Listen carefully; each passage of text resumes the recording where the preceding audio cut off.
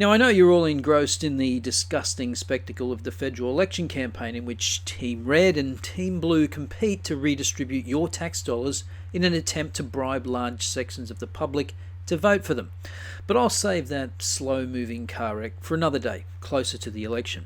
Today I want to focus on one of my favourite topics, the ongoing gender equality movement that delights in reminding us that women are equal to men, as though this were a revelation, and that women can do anything men can do, but for some reason consistently need to lobby for preferential treatment to achieve it, because they're oppressed by men who they're equal to. You might find that a tad contradictory. Well then, welcome to the world of diversity, equity and inclusion, where you cherry pick the data points that support your case for overt discrimination, but ignore others that aren't convenient to the narrative. And so to an article in the Financial Review from late last year titled "Half of Men in Corporate Australia are Fatigued by Gender Equality." Presumably the author is surprised at the finding. My only surprise is that it's only half, but give it time.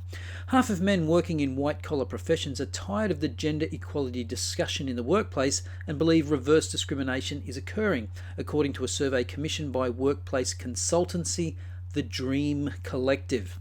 The research, which examined the attitudes of 1,000 Australian men, found 48% feel fatigued by the notion of gender equality and 52% feel they are being discriminated against, with women being favoured for promotions and jobs on the basis of their gender.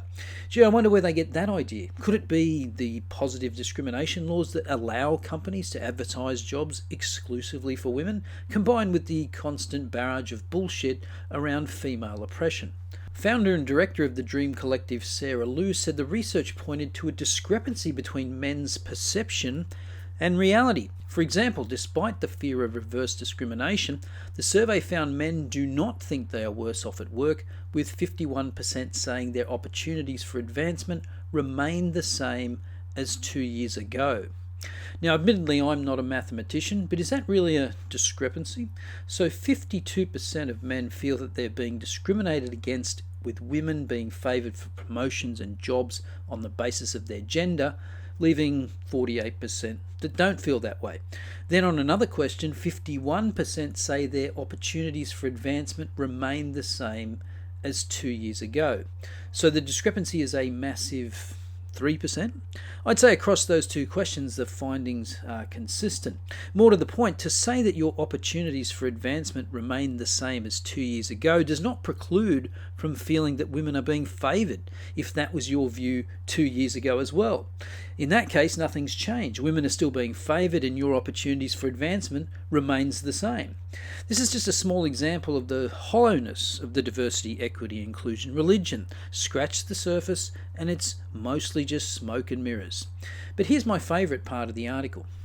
What that really signals is that people don't really have a sound understanding of what privilege is, because for people with privilege, taking away that privilege feels like discrimination. There we have it. When your research doesn't say what you want it to, just fall back on tried and tested bromides like male privilege. Step 1, assert privilege without evidence. Step 2, assert that you have the answer to combat your previous non-evidence-based assertion of male privilege. And step 3, implement discriminatory hiring policies, but dress it up in flowery language like diversity, equity and inclusion. And that's how you become a DEI grifting organisation. It really is that simple.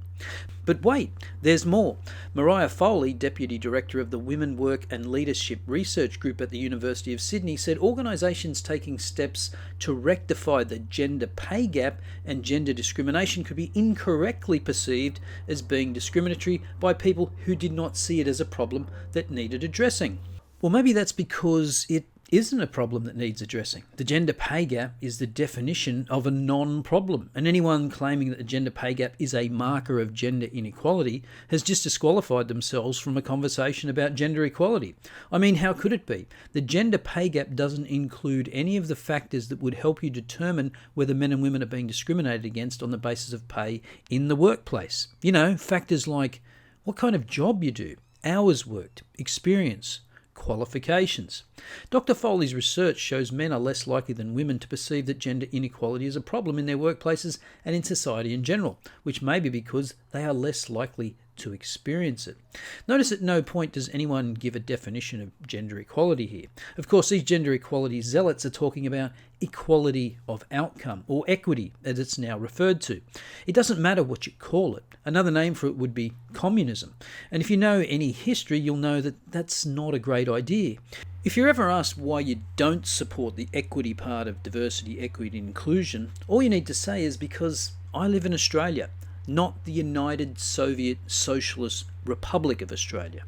Equity by definition requires discrimination. That's the only way you can attain it in a society that has disparate outcomes. Miss Liu said diversity and inclusion programs needed to engage men in the discussion and not exclusively focus on the actions of women or other minority groups. When we're talking about gender diversity and inclusion, it is no longer about what women can do, it's about what men can do and what men can do to lead the way, because they will be the biggest change makers. We need the voices of men to move the dial, and if we build a more equitable and inclusive society, everyone benefits. Dr. Foley said gender equality should be seen as an issue that benefited everyone.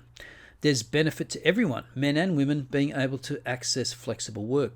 Translation: men work too much. They should stop working such long hours because women don't want to. Then we'll be equal. There are demonstrated benefits to organisations of achieving more diversity in their senior leaderships, he said. Yes, more women on corporate boards leads to higher corporate profits.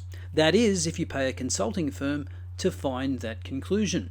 But if you consult peer-reviewed academic studies, in this case over 160 of them, it turns out there's no evidence for it. Well, best not to mention them then. It's a testament to the success of the DEI cult that all these ideologues think they need to do is regurgitate these bromides and can get away with it. At this point, you could create a simple bot that repeats all these stock phrases and you'd get the same result. Just think about the idea that a more equitable and inclusive society benefits everyone.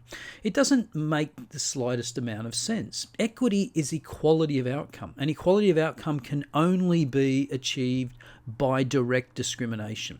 Try telling men that it benefits them to be discriminated against in hiring and promotion decisions. Oh yeah, that benefits everyone, if by everyone you mean white-collar women and the grifters that promote this nonsense. By the way, the Dream Team at the Dream Collective is a 13-person team of which 70% are female, and I suspect a couple of the males who are listed as advisors are just there to make up the numbers. So perhaps the Dream Collective could get their own equity goals together before lecturing others. The reality is that the vast majority of men already believe in gender equality, if by equality you mean equality of opportunity. What they don't agree with is overt discrimination disguised in the flowery language of diversity, equity, and inclusion. Simply calling shit sugar doesn't make it taste any better. As usual, let me know your thoughts in the comments below. I'll see you next time.